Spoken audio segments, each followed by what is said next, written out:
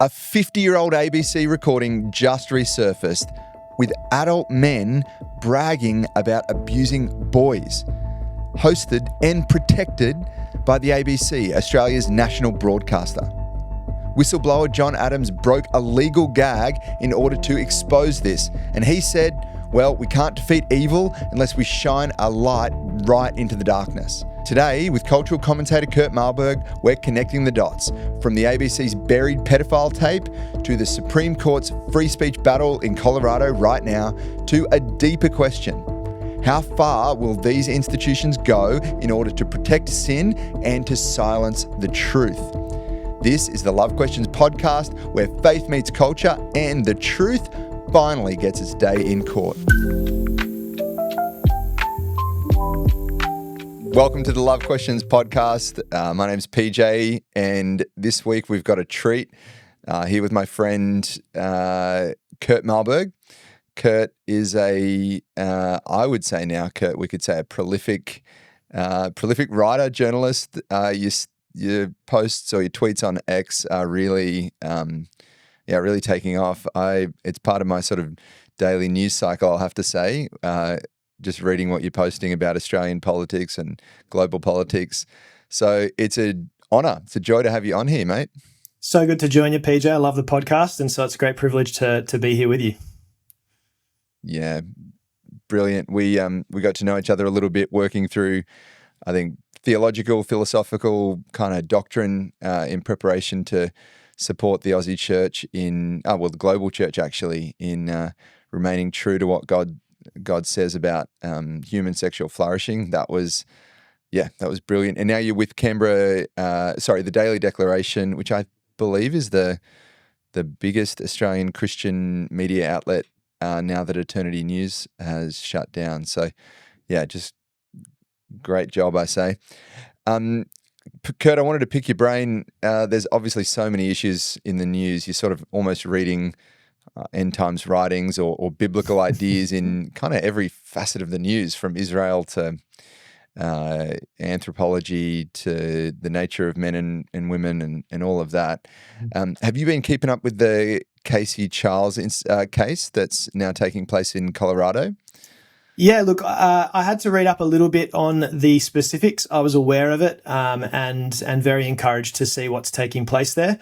But yeah, probably some of the key overlaps is that in Australia, we've got conversion therapy, so-called conversion therapy laws in a whole bunch of states in Australia now, sadly. And the US, by contrast, they have far fewer. Colorado is one state that where essentially that was passed. And so this case is challenging that, taking it all the way to the Supreme Court. I believe that higher courts gave contradictory rulings, and so the Supreme Court is being called on to arbitrate it and come up with a decision.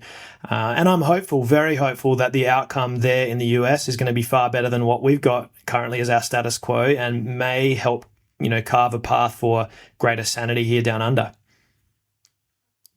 I think you often make the point that sort of so goes the US, so goes much of the world. So it's a crucial case.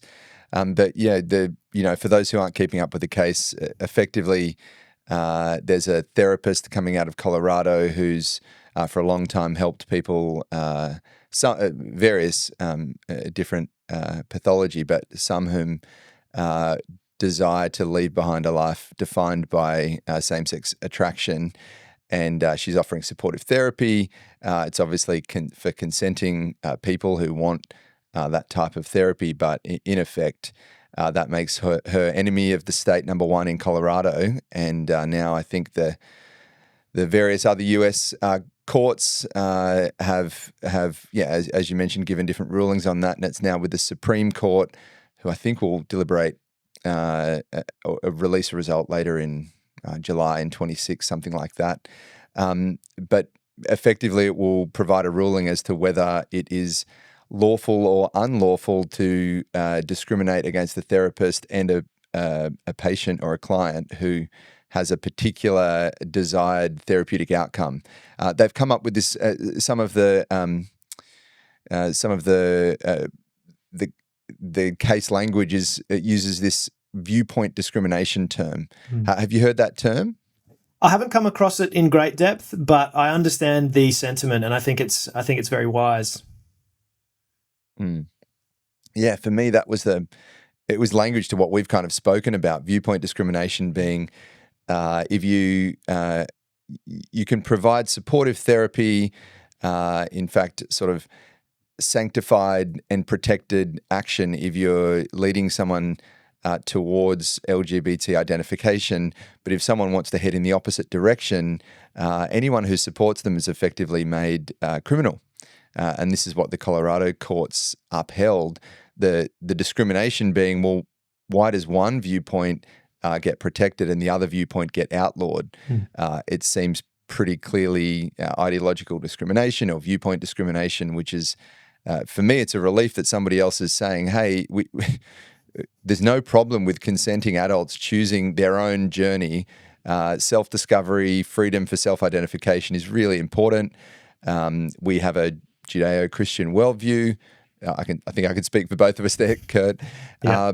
But we can't enforce that upon other people. We can share what we believe, and if people want to believe what we believe, great, we'll celebrate with you. But if you want to believe otherwise, that it's not our business to tell you have to believe what we believe. Now, that should be assumed, I thought, but apparently not. And I think the Supreme Court in the US is going to give maybe, hopefully, a really concrete example of where we should say, no, you're free to go one way and you should equally be free to go the other. That's my take on it. Yeah, look, the analogy I've often thought of, particularly with the laws as they are in Australia, in I think New South Wales and Victoria are probably the worst. The way I think of it is it's like a conveyor belt. So it's all moving in one direction. You are allowed to convert into LGBT identification or ideology. Convert's a clunky term, but we're using it because that's what's been chosen by the powers that be, conversion therapy. And so you're encouraged by the state in all sorts of ways through support of pride events and DEI, legislation, or a lot of government departments and big business use DEI. So this stuff is encouraged. It's kind of pushed down, top down, all on Australians, and so there's essentially this conveyor belt into LGBT identification and ideology. But if you want to leave that, even of your own free will, you've sought out a therapist, you've prayed about it, you've talked to family, friends, you no longer want this, it's like an attraction or an identification you don't want, then you are actually punished for seeking to remove yourself from it. And that's what I mean by conveyor belt. It's all moving in one direction. And as you say, viewpoint discrimination, I think that's a great term to describe what is, I think, extremely unfair conditions. So, yeah, that's right. If I could articulate why I think it's the case, I think it's so important that people understand this. And you can get mad at politicians and wonder why they're making these laws, which seem so blatantly one-sided. But there's a deeper problem, and the problem really is the academy.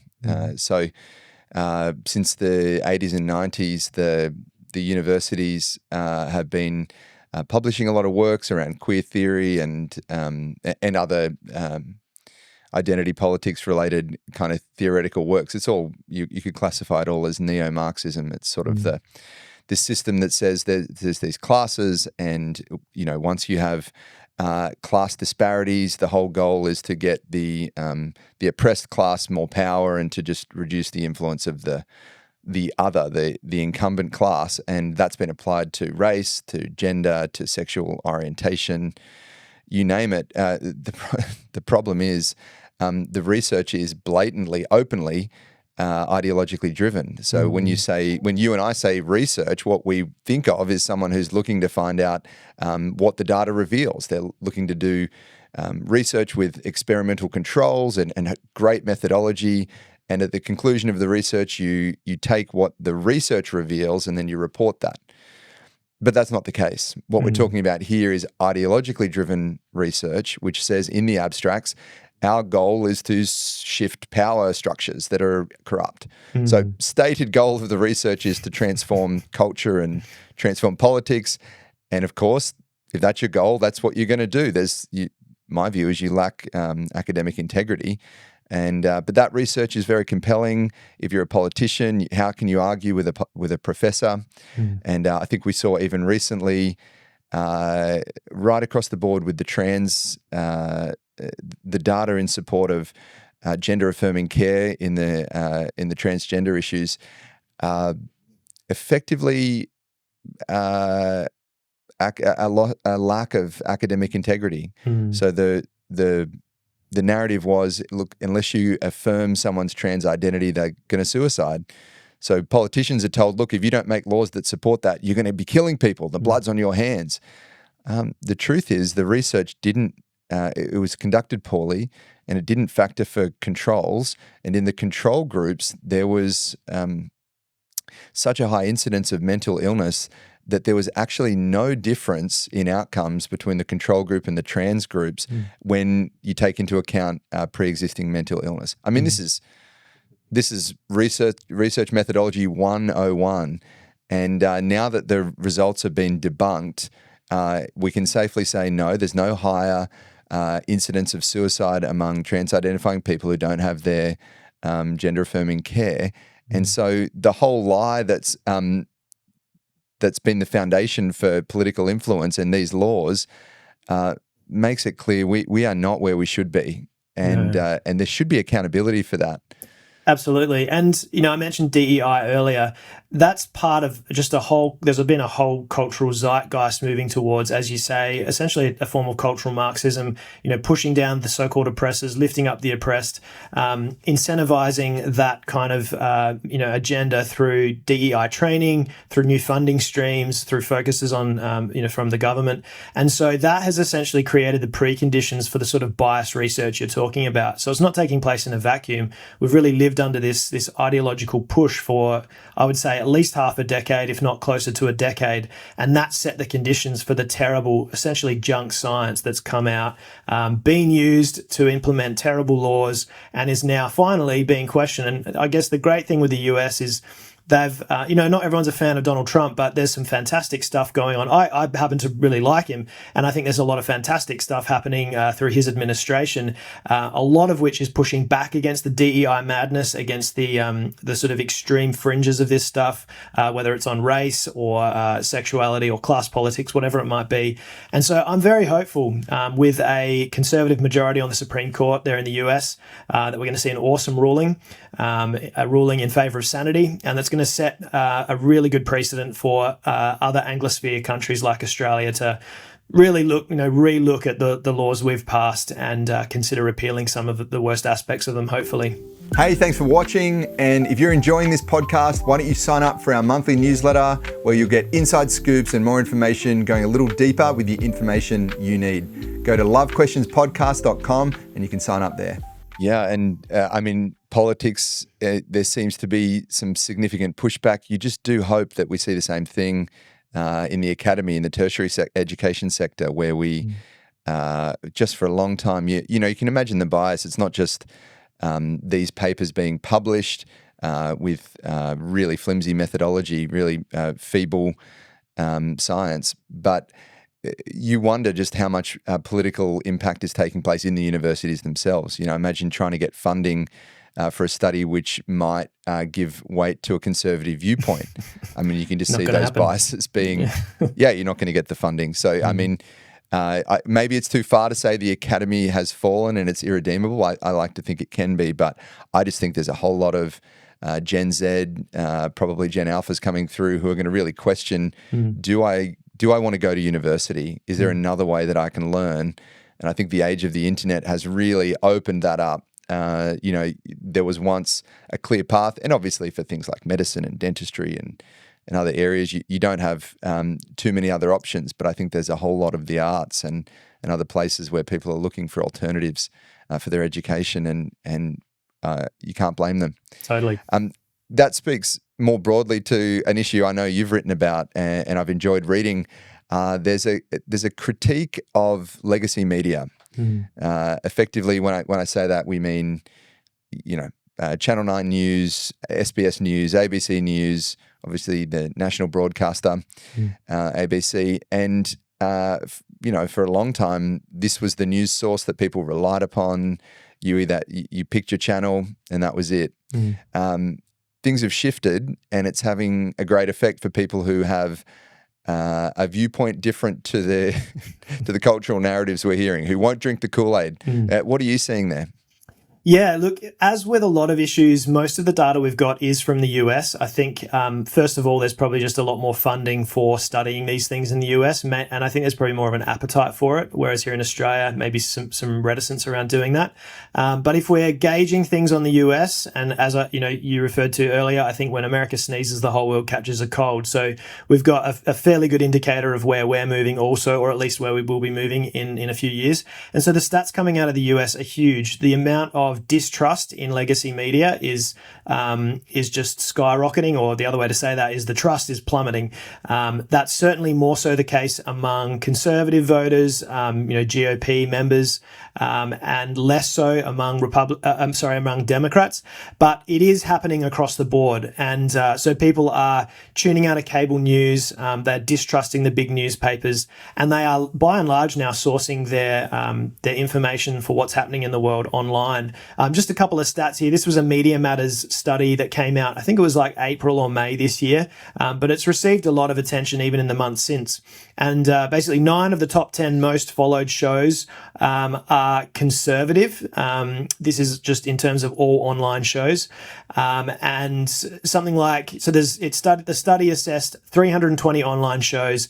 And the other stat that's staggering is that conservative content commands 82% of the total followers of those 320 shows they assessed. That's on platforms like YouTube, Rumble, Spotify, Facebook, Instagram, TikTok. So people are distrusting the legacy media. Wow. They're moving away from it. They're going to these smaller channels, independent startups that are all available online. The vast majority of which is presenting things from a conservative point of view. So, it's not just that legacy media is being distrusted, but actually the particularly progressive or woke agenda that's being pushed through those is being eschewed, and people are actually trying to find something with a bit more of a sane worldview lens, more of a conservative bent, basically.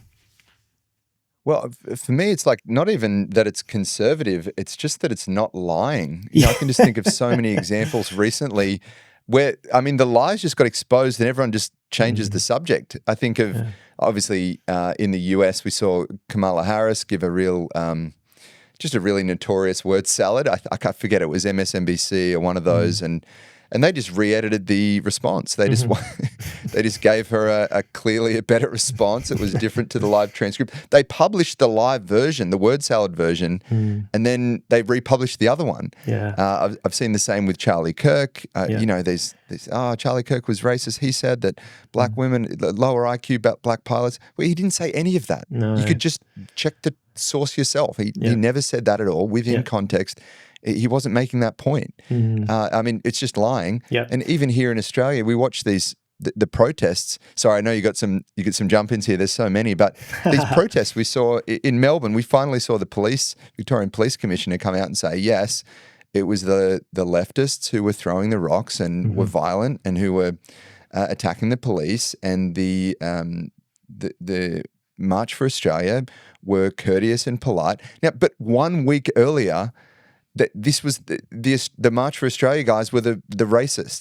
They were the ones who were, it was just blatant misreporting. Yeah, and then a week later, they're sort of the police guy's telling the truth. Yeah, he is, and even the legacy media, Channel 7's done this. I can't remember the other outlets. I just saw a few posts this morning, but essentially in the headlines, making the association between the March for Australia event and the violence that took place, and then just kind of hoping that the audience will connect the dots there. And what they're doing is they're lying by admission, because the people who threw rocks, who instigated the violence against police, were all the extreme left Antifa types. And the police, like you say, the police commissioner said that very clearly, but the media is trying to obscure that very central fact to this story in order to mislead 27 million Australians. And the sad thing is that, it's working not for the whole 27 million, but still for, a significant number of Australians. So that's why I'm excited to see people starting to really distrust the media. they've really they've earned that distrust. They've really buried their name through all of this false reporting. More stories out of the US that I think of when we talk about the dishonesty is like the Black Lives Matter protests, which were not just protests. There were riots that took place in dozens and dozens, I think over 100 American cities. There was arson. I think it was like 21, 22 people were killed during those riots. Multiple billions of dollars of damage were done. And the media famously called them mostly peaceful protests and refused to acknowledge any of that violence or arson or vandalism for the most part. And basically just, took all these kind of lovey-dovey shots of people kind of peacefully marching through the streets and fully misrepresented that. Another one's the Hunter Biden laptop scandal. I don't know how many Australians followed this story, but the media sought for months to bury that. And it turns out there's, troves of evidence that Hunter Biden was in with all of these foreign oligarchs and funneling money back to his family through his business ventures, which he got only because he was Joe Biden's son. He wasn't qualified at all for them. That really could have swung the election, because that was sort of an October surprise news story that the New York Post broke. And that really should have swung millions of votes probably away from Biden, seeing the Biden family corruption, and towards Trump. But the media was so in the bag for Biden and hated Trump that they refused to report on it. And therefore, Joe Biden won that 2020 election. So there's just so many instances of this that have taken place over a really long time horizon. And the results are people are stopping, they're stopping watching. They're not following anymore. They're not trusting it anymore. And that's, I think, a really good thing. My view hasn't changed. I think legacy media is like, face covered in chocolate cake saying, I didn't eat it. I didn't eat the cake. Of course I didn't. What do you do when you're caught out lying? Just keep on lying. Keep on lying. Yeah, absolutely. What grinds my gears, and I know it's the same with you, Kurt, is I don't mind if you have a self-sustaining media platform that's left-leaning, whatever. Like, I think that's one of the beautiful things. It's what makes us different to Tehran or Beijing. Mm-hmm. We have freedom of speech, freedom of expression. You can have your political views and they can be different to mine. Bless you. That I think that makes for a rich and robust democracy. Mm. What grinds my gears is when 50 cents in my tax dollar go to funding a national broadcaster that consistently lies, misrepresents most of the electorate, and says they're reporting neutrally, and they're so clearly a left-leaning media outlet. Why should we pay for a left-leaning outlet? Surely one of the most important things that a national broadcaster should do is, as much as possible, remain politically neutral. Yeah. Do they? I mean, is ABC saying, kind of hand on heart, no, we're neutral? Is that their self-perception, or at least their language? I'm not even clear. That's certainly how they respond anytime they're accused of bias. They're actually governed by a neutrality charter. So in the charter that founded the ABC and essentially that governs their operations, they are bound to report neutrally. And to some degree they do, because there's this kind of journalistic language that's used to report on a story where opinion is not presented and it doesn't appear to have a slant to it. But actually, if you dig just below the surface, you realize who they're quoting, the headlines, the images that they choose, the particular wording of the article, and how much focus they spend on certain issues and in an article, and how much they don't, and also which stories they absolutely refuse to report on and which stories they spend all day, every day reporting on. All of that is framing, and it's very, very, very clearly leaning significantly to the left. I haven't even told you about this, PJ, but I did some AI experiments recently where I put together quite a detailed prompt to detect bias in a news article, and I made sure that the prompt itself wasn't biased, and I applied it to a whole series of ABC News articles that were badged as news, not opinion or commentary, and every single one of them basically came out, very left-leaning. So they're playing all sorts of tricks. They know they're playing all sorts of tricks, and I think an increasing number of Australians know that they're doing that. But I think the challenge is waking up the remainder of Australians who think that they're just reporting neutrally, because that's absolutely not what they are doing. Yeah, it's it's got to be persuasive. Otherwise, if it's an outright lie, who's gonna buy it? Exactly. Makes sense. There's something which probably is the headline for what we wanted to talk about today. I know we've tragically, it's sort of gut-wrenching to think through what's going on at the national broadcaster. But why don't you tell us the story that you broke last week? Skeletons in the ABC closet. Yeah, I mean, really, really shocking skeletons. So in 1975, the ABC had a program called Lateline. It was a radio program, and it broadcast an episode titled Pederasty. And I've got no idea how it made it through, but it was published, it went to air, and it was hosted by a guy called Richard Neville, who was very much a sort of progressive crusader at the time, almost an icon of the progressive left at that point. He interviewed 3 adult men and an underage boy, all of whom discussed in very glowing terms and absolutely unrepentant terms sexual abuse of children, of young boys. It was absolutely horrific listening. So it was a 42-minute broadcast. This has been hidden by the ABC for the last 50 years. Whispers about it have sort of rippled through the media for a long time. At the time, a lot of people, kicked up a stink because they heard it and they just couldn't believe it was aired. So there's actually clippings from like the Sydney Morning Herald and other newspapers at the time of police commissioners talking about it. Fred Nile, who was became a parliamentarian in the New South Wales, complained about it to police. But then it sort of went all just a bit undercover. There was a journalist called Gerard Henderson who wrote about it a few times through the decades, but really not a whole lot more was said. And then a guy called John Adams, an economist and a former political staffer, he read about this. He really wanted to get his hands on a copy. And at that point, it wasn't even certain whether the tape existed, but he managed to get his hands on a copy. He had to sign a strict privacy agreement to do this. And this was all happening in 2023.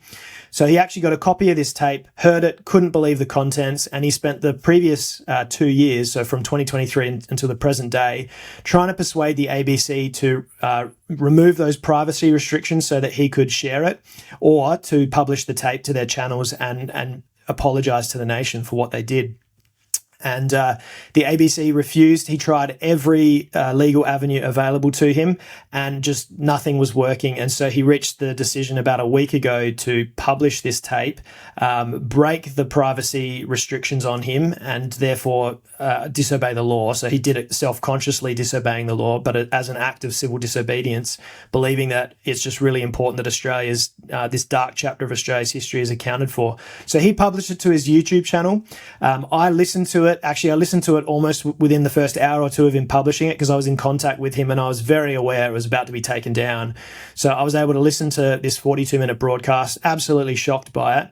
And then, of course, YouTube did take it down. The ABC actually told the Daily Mail that it was at the ABC's direction that YouTube took it down. So that's a really interesting connection for you. I don't know how our national broadcaster has the right to be able to, determine what YouTube cancels and pulls down from its platform. But in the hours after that, John Adams actually republished it to X, which obviously there's a lot more freedom there, and that broadcast is still available to be listened to at his X platform. So, I mean, there's a lot to unpack there, but that's kind of the basic skeleton of this really crazy story. So, I just want to make sure everyone's on page with this. So the ABC does an expose, not an expose, sorry. No, does a promotion. Does a conversational piece, a promotional piece, saying this is why pedophilia and pederasty are okay. Yeah. And here's the people who are in it, and it's all good. This is why we're promoting it. Yeah, that's exactly what they did. So they did it under the guise of cultural discussion, and this is really interesting, and I wonder what Australians think. That was kind of, they tried to couch it in that tone, wow. But that was the opener to it, and everything that followed was extremely permissive. It was celebratory. It spoke of, I can't even use the language that the men used to describe underage boys. They used every excuse in the book for why what they were doing was legitimate. They said that they weren't the victimizers, they were the victims. They were the victims of a society that repressed their sexuality. They were actually the victims of the allure of young men. They spoke about how they would hang out near schoolyards to be able to recruit boys, and essentially they described what really was a pedophile network. So they'd share boys based on their familiarity with other pedophiles in New South Wales at that time. They talked about preying on vulnerable, poor families, about taking boys on camping trips to groom them. Of course, I didn't use the language like grooming or child abuse. That's language I'm using, and it's language we should use because that's exactly what they did. But they spoke about this all in very romanticized terms and shockingly in very intellectualized terms. So the men who were interviewed, they weren't some, shady, like poor, mentally deranged people or whatever. They were very well educated. They'd thought very clearly and deeply about it. They also referred often to Greek, ancient Greece, to justify what they were doing. So this was very much, I think, a view within elite circles in Australian culture at that time that was somewhat accepted, like not accepted throughout, but there was a certain level of acceptability of this kind of behavior. And I also think because that was peak sexual revolution, I think there was an assumption that pedophilia, like everything else to that point, adultery, divorce, pornography, all the sorts of stuff that was being, the free sex movement, they had this belief that pedophilia would also be legitimized and ultimately legalized. And that was kind of the vibe of the whole episode. It was really shocking stuff. Well, I mean, that's where we're at now. We're now considering, not us, but I think elements within culture are considering where does the minor attracted person, the person who wants to have, who has sexual feelings towards children and wants to find acceptance. And it's no surprise. It's not new. I remember reading an article from Piers Ackerman, years ago. I think it's been taken down now. You can't find it. But he exposed that the North American Man-Boy Association, NAMBA, which is a pedophilic and pederasty advocacy group, still existing today. It's surprising that these groups exist, but they do, and they're open about it, had financially supported the Sydney Gay and Lesbian Mardi Gras for years. And of course, that's not a popular conversation when you've got big business and New South Wales government behind Sydney Mardi Gras, but that's the reality. And I wonder now where we sit. I'm sure there's not a uniform perspective on this, but where does LGBT culture sit on this? Is there a line? Is a minor attracted person just a part of the alphabet? Is it a new letter? Do you add a letter for that? Or are you drawing a line in the sand to say this type of sexual expression is morally wrong as a hard objective reality, regardless of what an individual might feel? I mean, that would be an interesting phrase coming from an LGBT advocacy group. I'd love to know what the views are. Maybe someone can contact us on socials and tell us what the views are out there. It's just fascinating to me. And I imagine that there'd be a spectrum, PJ, because and you see this happening within the LGBT movement, so to speak. So I think there'd be plenty of people out there who would want to add a P to that alphabet soup and essentially, condone, legitimize pedophilia and even, perhaps worse things that we won't even discuss on this podcast. But we also know that there's... P is for pederasty. Yeah, but we also know that there's this spectrum going the other direction, which is to say, well, the T doesn't belong anymore, and it never did, according to certain people. So J.K. Rowling's probably the poster child for this particular view. I would say she's probably still on board with the LGB stuff, but she has taken a lot of flack for saying no, like... Transgenderism, absolutely not. Men in women's prisons, men in women's sports, men in women's bathrooms, no. And she's taken a huge amount of flack for that, but has taken a very principled stance. So you sort of see it moving in both directions. But I guess as Christians, you and I both are followers of Jesus. For me, the line starts before the L, because we don't get our standards from, the kind of the whims of society and the changing winds of culture. We actually get it from the Word of God. And in Scripture, it's very clear. God's very clear that He made male, He made female, and He made us for each other. And that's very clear in the words of Scripture from the mouth of Jesus. But it's also very clear just in the natural world. This is one of the amazing things about God and why it's so compelling to live for Him and to follow Him, is that He's revealed the truth through His Word, but He's revealed a lot of light through creation as well.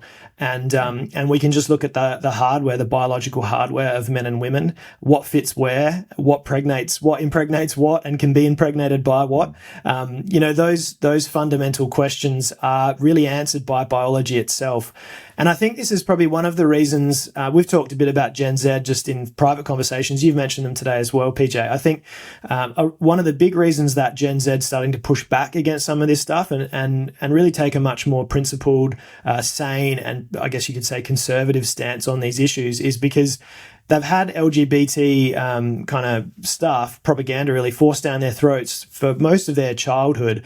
And then they're just kind of stepping back from it all and going, well, wait up a sec. I'm just looking at the natural world and I see what fits where and how it works together. And that just doesn't make any sense. It's been this kind of artificial, viewpoints that just been imposed on them. And they're starting to question that and go, you know what? I can just see the way things actually work. And so there's been a massive questioning of that in Gen Z, which I find very encouraging. Yeah, I mean, what's that saying? A conservative is just a progressive who got mugged by reality, and that's the. That's good. Yeah, I mean, the reality is we need prisons exist because we need external, objective, hard truths. It doesn't matter if you felt like, robbing a house. If you robbed it, and it's wrong. That's right. That's just objectively wrong. And if we're saying that that pedophilia should not be advocated for, that we're not allowing somebody's internal feelings to govern what the rest of us call reality, then that actually is a really wonderful principle to have cottoned onto. And let's just apply that universally. Actually, I might feel a whole range of things. This is the classic example. An anorexic might feel fat, but that doesn't mean that they are fat. Yeah. And we got to go beyond we Gen Z, but all of us, we actually have to get a little bit higher, transcend this idea that discovering what I feel is the highest goal. It's not. Actually, most of the things that you're called to do in life that are of significance, that are valuable, they don't always feel good. And discovering what I feel is the worst North Star to follow. That's a terrible idea. A much better idea is find something that's true, that's filled with virtue, that might even cost you, that might even feel unpleasant, and pursue that. Yeah. And I think it's a broader wake-up call than just, can a guy become a helicopter because he feels like one? It's just so we use these bizarre examples, but they're not satire. They're actual news. It should be satire, but it's news. But there is something out there that people are getting called to, which is a truth, a source of truth, a fundamental truth, and those feelings. We have so much compassion for people who feel these confusing things. Often it's because of poor leadership that there has been agitprop. There's been propaganda in the direction of confusing ideology for a long time. So we have, as Christians, we have such great compassion for people who are caught up in this. Totally. But affirming a deception is never the way to help somebody. It's actually, it's very harmful.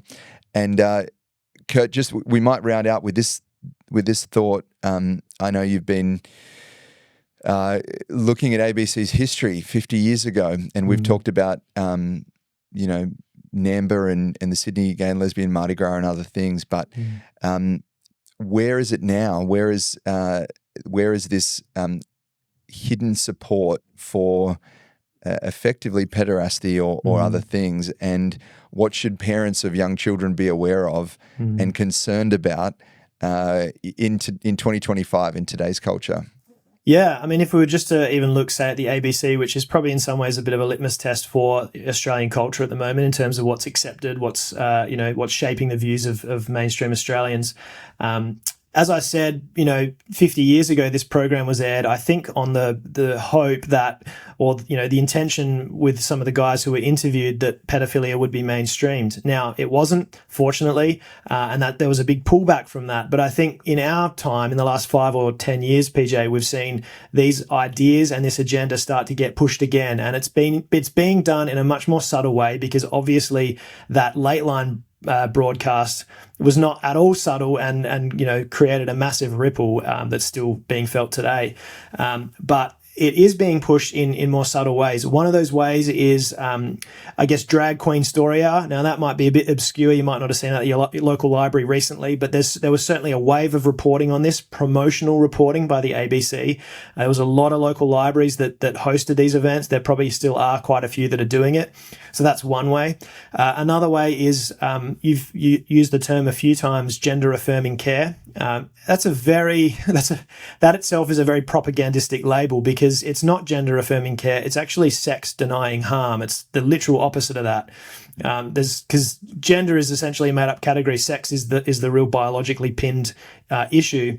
It's not affirming, it's denying, and it's causing harm, and not care. So, it's opposite in every absolute way. So the term I prefer to use is really it's castrating kids, because that's the end result. I know that there are more subtle and introductory pathways with gender affirming care, but what it ends up with at its worst is it ends up castrating kids, which is so tragic. So that's another big one. There's comprehensive sex education. You've talked about this previously, PJ. That is all through our schools. It's increasingly even in our entertainment, kids' entertainment. So there are a lot of ways in which kids are being sexualized. That pederasty program, which was absolutely horrific, it was an attempt to sexualize kids. And in 2025, kids are still being sexualized, albeit more subtly. And so I think parents just really need to have this stuff on their radar. Sex is for adults.